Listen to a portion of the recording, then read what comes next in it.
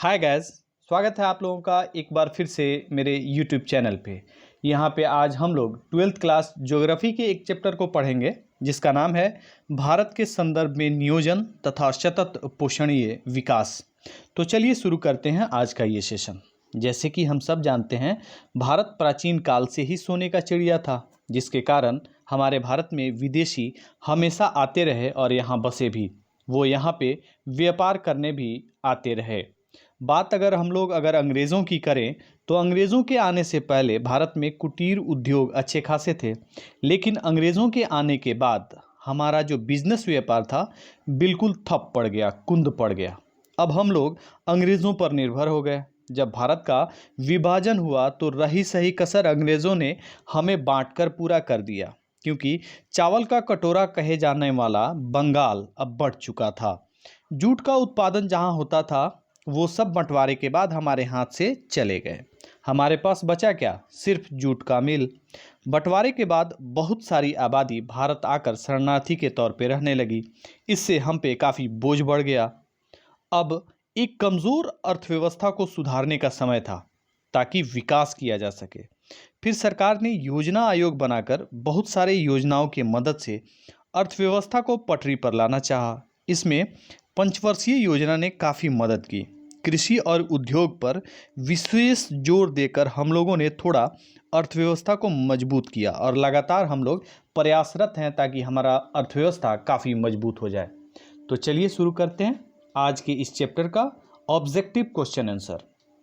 पहला क्वेश्चन है, योजना आयोग की स्थापना कब हुई थी? आंसर होगा 15 मार्च 1950 ईस्वी को। नेक्स्ट क्वेश्चन हम लोग देखते हैं, राष्ट्रीय विकास परिषद की स्थापना कब हुई और इसके अध्यक्ष कौन होते थे या होते हैं? आंसर होगा अगस्त 1952 में इसकी स्थापना हुई और उस तत्कालिक प्रधानमंत्री जो होते थे वही राष्ट्रीय विकास परिषद के अध्यक्ष होते थे। चलिए आगे बढ़ते हैं और देखते हैं तीसरा क्वेश्चन, परियोजना समिति का गठन कब हुआ और इसके अध्यक्ष कौन होते थे? आंसर होगा 1956 में परियोजना समिति का गठन हुआ और केंद्रीय गृह मंत्री इसके अध्यक्ष होते हैं। नेक्स्ट क्वेश्चन हम लोग देखते हैं चौथा, राष्ट्रीय योजना समिति की स्थापना कब हुई? आंसर होगा 1965 ईस्वी में। चलिए आगे बढ़ते हैं और देखते हैं पांचवा क्वेश्चन, प्रथम पंचवर्षीय योजना का काल क्या था? आंसर होगा प्रथम पंचवर्षीय योजना 1951 से लेकर के 1956 ईस्वी तक रहा। नेक्स्ट क्वेश्चन हम लोग देखते हैं जो कि छठा होगा, द्वितीय पंचवर्षीय योजना कब से कब तक चला और इसका मुख्य लक्ष्य क्या था? आंसर होगा यह 1956 से 1961 तक रहा और इसका मुख्य लक्ष्य जो था वो था औद्योगिकरण को बढ़ावा देना। चलिए आगे बढ़ते हैं और देखते हैं सातवां क्वेश्चन, पहला योजना अवकाश कब से कब तक था? आंसर होगा 1966 से लेकर के 1969 तक पहला योजना अवकाश था। इस बीच में एक वर्षीय योजनाएं चलाई गई थी। चलिए आगे बढ़ते हैं और देखते हैं आठवां क्वेश्चन, तीसरी पंचवर्षीय योजना कब से कब तक लागू हुई थी? आंसर होगा 1961 से लेकर के 1966 तक। नेक्स्ट हम लोग देखते हैं नौवां क्वेश्चन, 11वीं पंचवर्षीय योजना का कार्यकाल कब से कब तक था? आंसर होगा 2007 से 2012 तक।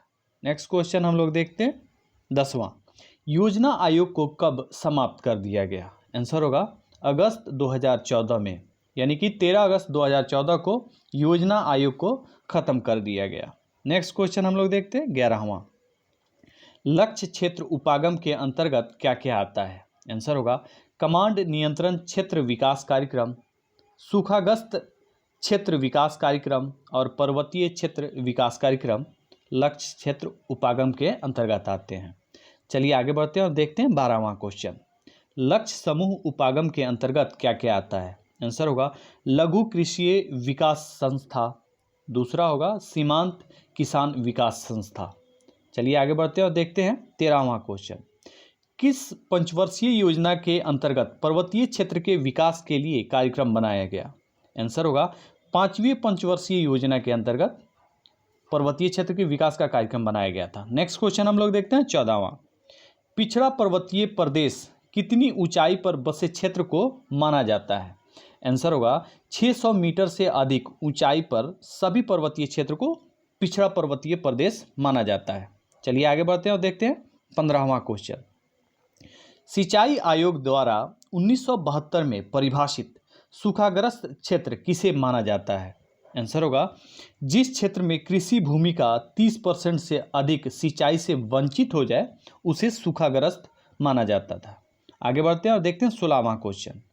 विश्व पर्यावरण विकास आयोग ने अपनी रिपोर्ट कब प्रस्तुत की? आंसर होगा 1987 में।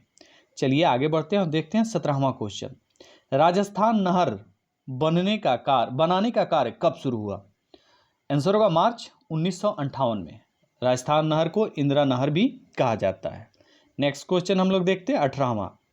इंदिरा गांधी नहर कब बन करके तैयार हो गया था? आंसर होगा दिसंबर 1986 ईस्वी में। नेक्स्ट क्वेश्चन यानी कि 19वां। इंदिरा गांधी नहर की कुल लंबाई कितनी है? आंसर होगा 9060 किलोमीटर है। अब इसकी पूरी लंबाई जो है सहायक नहरें जो हैं उनकी भी पूरी लंबाई जोड़ करके है। चलिए आगे बढ़ते हैं और देखते हैं 20वां क्वेश्चन। ग्रामीण सड़क विकास समिति का गठन कब हुआ? आंसर होगा 1999 में। नेक्स्ट क्वेश्चन हम लोग देखते हैं 21वां।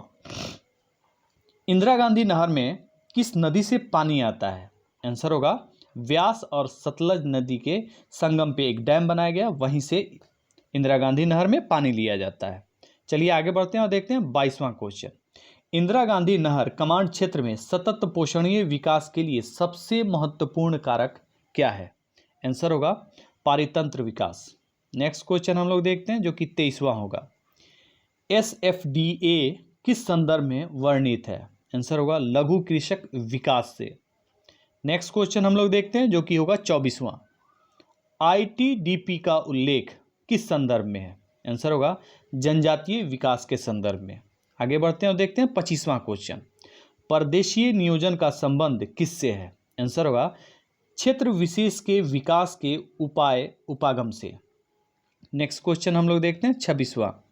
इंदिरा गांधी नहर की परिकल्पना 1948 में किसने की थी? आंसर होगा कंवर सेन ने ये काम किया था। 27वां क्वेश्चन देखते हैं। प्रथम पंचवर्षीय योजना में किस क्षेत्र को प्राथमिकता दिया गया था? आंसर होगा कृषि को प्राथमिकता दिया गया था। उस समय उत्पादन बढ़ाना था। चलिए आगे बढ़ते हैं और देखते हैं 28वां क्वेश्चन। द्वितीय पंचवर्षीय योजना में किस क्षेत्र को प्राथमिकता दिया गया था? आंसर होगा औद्योगिकरण को, जैसे कि आप लोगों ने पहले भी इसको देखा है। चलिए आगे बढ़ते हैं और देखते हैं 29वां क्वेश्चन। 8वीं पंचवर्षीय योजना में किस क्षेत्र को प्राथमिकता दिया गया था? आंसर होगा उदारीकरण, निजीकरण और वैश्वीकरण को। आज का अंतिम और 30वां क्वेश्चन देखते हैं। इंदिरा गांधी नहर के समीप किस विकास कार्यक्रम का लक्ष्य है? आंसर होगा कमांड नियंत्रण का। इसी क्वेश्चन के साथ आज का ये सेशन समाप्त होता है। जाने से पहले मैं आप लोगों को रिक्वेस्ट करूंगा, अगर मेरे वीडियो आपको अच्छे लगते हों तो उसको लाइक करें, अपने दोस्तों में शेयर करें और मेरे चैनल को सब्सक्राइब भी कर दें। Thank you.